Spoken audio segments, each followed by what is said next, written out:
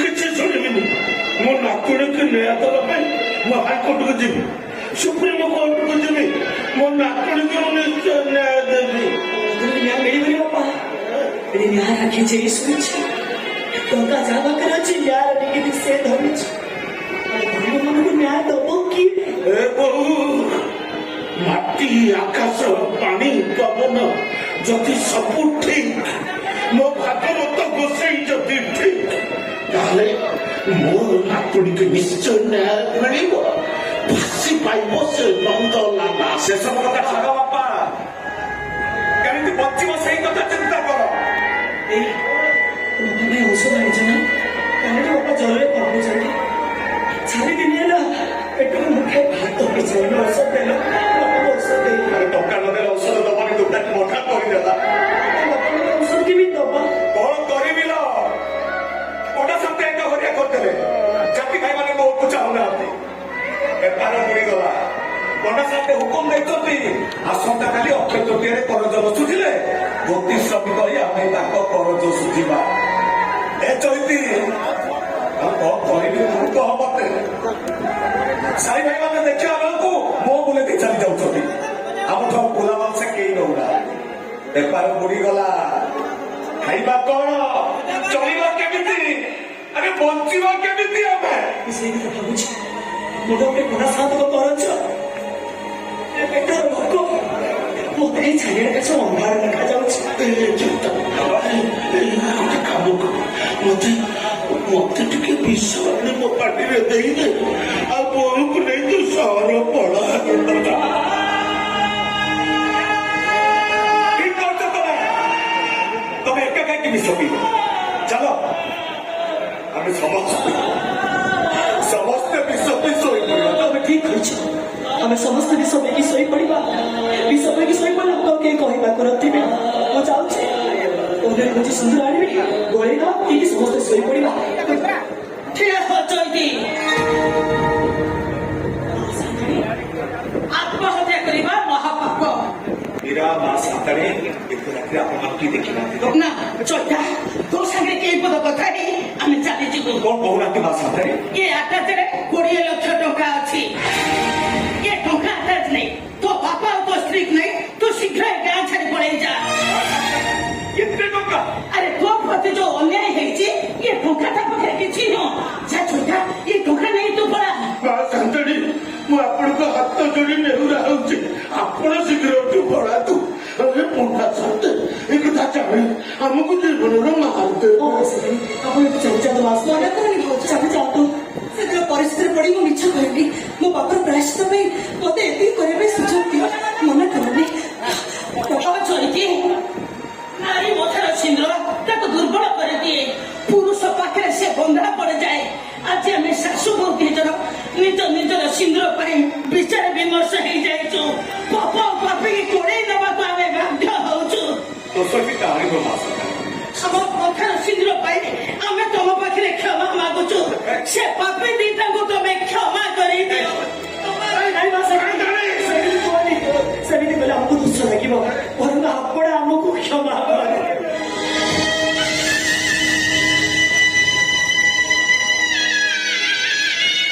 ମା ସାନ୍ତାଣୀ, ଏଠି ଦୋଷ କାହାରି ନୁହଁ, ସବୁ ଆମ କର୍ମର ଦୋଷ।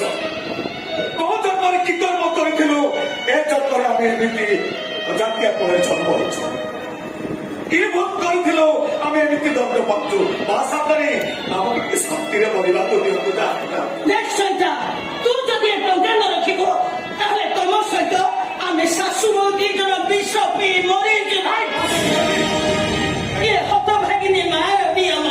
ଚୈତା, ଏ ଟଙ୍କା ନେଇ ଶୀଘ୍ର ଘର ଛାଡ଼ି ପଳେଇ ଯା। ତମେ ଶୀଘ୍ର ଯା, ଆମେ ଆସୁଛୁ। ସାନ୍ତାଣୀ, ମାଡ଼ି ଆସିଲା କଳି କାଳ, ହେ ଗୋବିନ୍ଦ ହଇତା ହେବେ ସାତ ପର, ହେ ଗୋବିନ୍ଦ ମାଇପେ ହେବେ ତ ଚାରୁଣୀ, ହେ ଗୋବିନ୍ଦ ଏ କଳି ଯୁଗ ସତ୍ୟ ବାଣୀ, ହେ ଗୋବିନ୍ଦ। ପିତାଶ୍ରୀ, ଏଠି ତ ପ୍ରେମର ବନ୍ୟା ଉଛୁଳୁଛି। ମୁଁ କହୁଛି ଆମ ଟୁମ୍ପି ଗାଡ଼ିଆଟା ଶୁଖି ଯାଇଛି କାହିଁକି? ଶେଷରେ ଶାଶୁ ବୋହୂ ଦୁଇଟା ଗଛେଇ ତ ଘରେ ବସିଲ। ତମ ମୁହଁକୁ ଲଜ୍ଜା ନାହିଁ? ଇଚ୍ଛା ହଉଛି ପନିକି ଆଣିକି ମାଛକୁ କାଟିଲା ବେଳେ ତମ ବେକୁ କାଟିଲେ। କିଏ ଯଦି ଶୁଣିବ କି ସବୁବଡ ପଣ୍ଡାର ସ୍ତ୍ରୀ ଆଉ ତା ବୋହୂ ଗୋଛେଇ ତ ଘରେ ଅଛନ୍ତି, ମୋର ମାନ ସମ୍ମାନ ସବୁ ମାଟିରେ ନିଶ୍ୱାସ ରଖେ। ଏ ଶାଢୀ ପାଇକିରିଆଟା ଆମ ବାପ ପୁଅକୁ ଶାନ୍ତି ରଖେଇ ଦବନି। ସେ ଆକାଶ କହୁଛି ଦେଖ ଆକାଶ।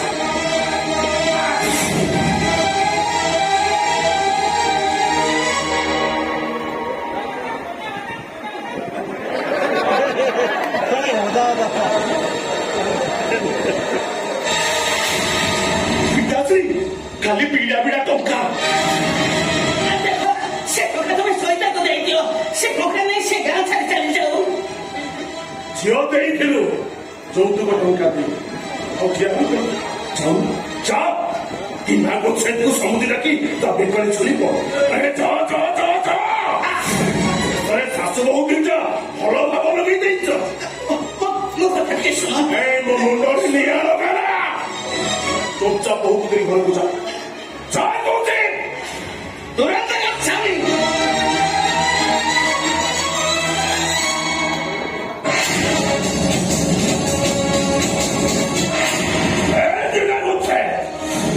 ଆଉ ଠିଆ ଆସୁନ ସମୁଦ୍ର ଡାକି ମୋ ଛାତି ଛୋଟ ଛାତି ଲଗେଇଦେ। ଆରେ ଓ ଦିନ ହାରାମି ସେଥିରେ ମୋ ମାଇକିନେ ସହିତ ଭାବ ଲଗେଇଦେଲୁ। ମା ସାଥିରେ ଆମକୁ ରାଣୀ ପକେଇ ଟଙ୍କା ରଖିବା ପାଇଁ କହିଲେ, ଆଉ ସେଇଥିପାଇଁ ଆମେ ଛୁଆ ପାଇଁ ତମେ ଆମକୁ ବାର ଦ୍ୱାରା ସୋଠି ପିଣ୍ଡା କରେଇଲ, କୋର୍ଟ କଚେରୀ ଦୌଡେଇଲ, ଆମ ମାନ ମହତକୁ ସବୁ ମାଟିରେ ମିଶେଇ ଦେଲ। ଆରେ ସେଥିରେ ତମର ଶାନ୍ତି ହେଲାନି ଯେ ସେଥିରେ ମୋ ମାଇକିନି ଆଉ ବୋହୂ ସହିତ ଭାବ ଲଗେଇଦେଲ। ଦେଖ ତାଙ୍କ କପଡେ କରୁଛନ୍ତି ଦେଖ।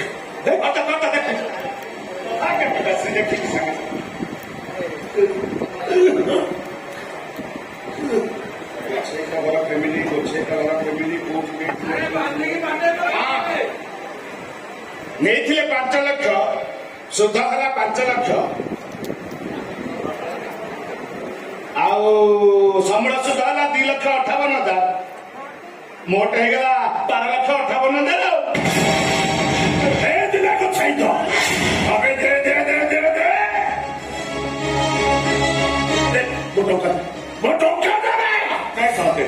ଜମିବାଡି ଯାତ୍ରା ସବୁ ଆପଣଙ୍କ ପାଖରେ ବନ୍ଧା ପଡିଛି।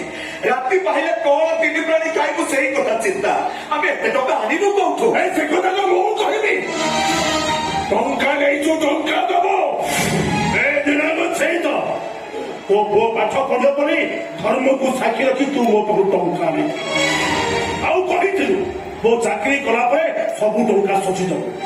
ଆଉ ଯଦି ଶୋଷି ନ ପାରିବୁ ଗୋଟି ଶ୍ରମିକ ହିଁ ମୋ ବିଲ ଚାଷ କରିବୁ। ଟଙ୍କା ଦବ ନା କାନ୍ଧରେ ଜରି ପକେଇ ମୋ ବିଲ ଚାଷ କରିବୁ। ଧର୍ମଦ୍ରୋହ ହେଇ ମୋ ଟଙ୍କା ଫାଙ୍କି ଦବ।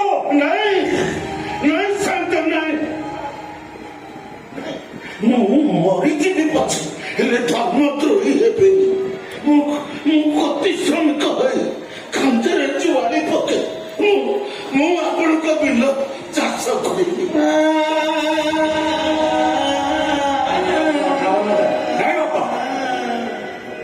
এই চরকাটা পুরা বঞ্চিছি পিতৃপুর উদ্ধার ପାଇଁ ଭଗୀରଥ ଗଙ୍ଗାକୁ ମତ କରି ପିତୃମର୍ଯ୍ୟାଦା ରକ୍ଷା କରିବା ପାଇଁ ପିତାମହ ଭୀଷ୍ମ ବ୍ରହ୍ମଚାରୀ ହେଇଗଲେ। ପିତୃ ସାଥ ପାଳନ କରିବା ପାଇଁ ପ୍ରଭୁ ରାମଚନ୍ଦ୍ର ହସି ହସି 14 ବର୍ଷ ବନବାସର କଷ୍ଟକୁ ଗ୍ରହଣ କରିନେଲେ। ମୋ ପିତାଙ୍କ ଧର୍ମ ରକ୍ଷା ପାଇଁ ମୋ ବେକରେ ଜୁଆଳି ପକେଇ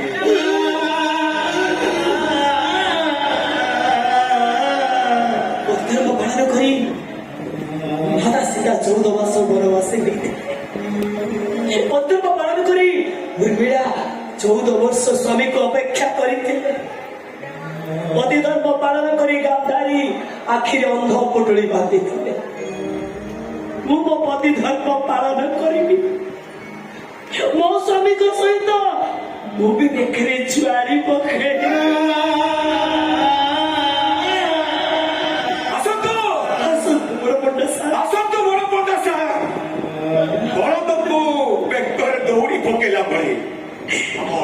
ଦୌଡ଼ି ବାନ୍ଧି ଘୋଷାରେ ଘୋଷାରେ ନେଇଯା। ଆସ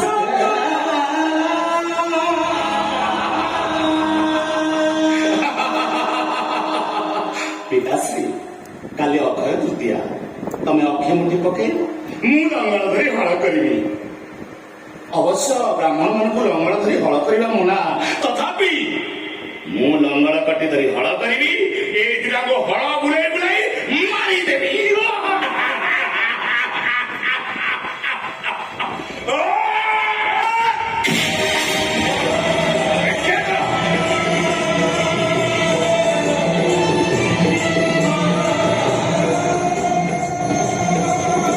ଜନ୍ମ ମରଣ ସବୁ ସେଇ ଉପରବାଲାର ଖେଳ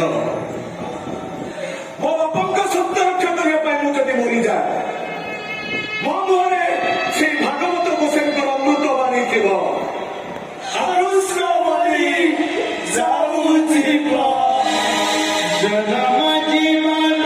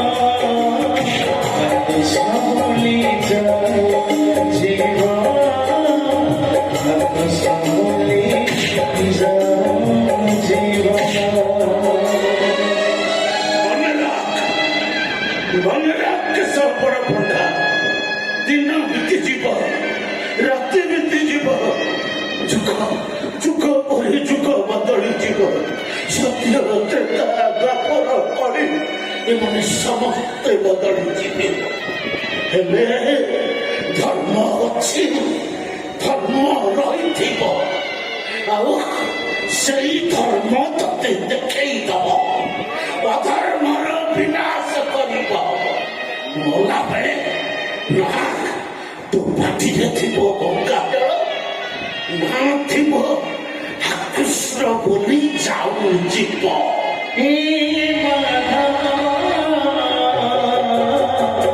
କୃଷ୍ଣ ବୋଲି ଯିବ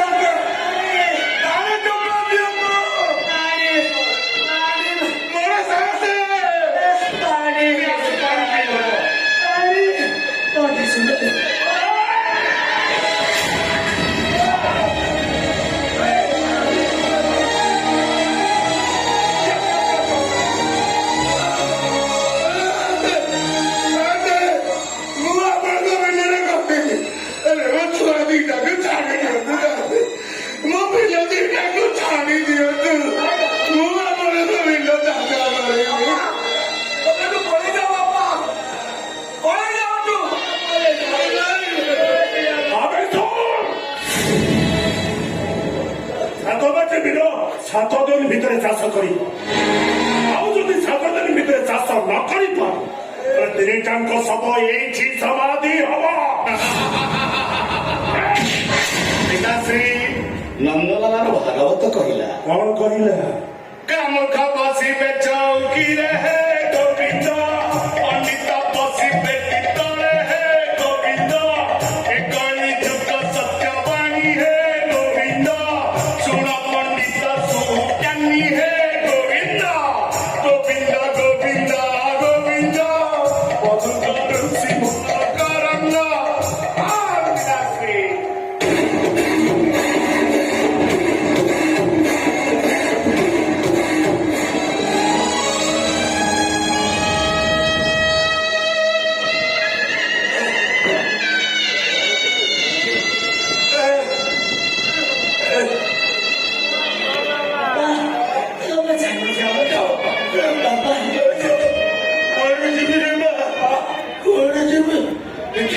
ଖାଲି ପେଟର ଭୋକ ଦେହର ଯନ୍ତ୍ରଣା ପେଟର ଭୋକ ସହିତ